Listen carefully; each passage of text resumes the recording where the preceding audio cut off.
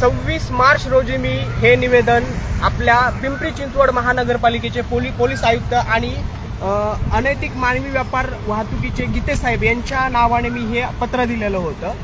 26 मार्चला दिल्यानंतर आज 29 एप्रिल आहे, 1 महिना उलटून गेला, याच्यावरती काही कारवाई केली नाही. 15 दिवसाच्या वेळेनंतर मी स्वतः गीते साहेबांना कॉल केला.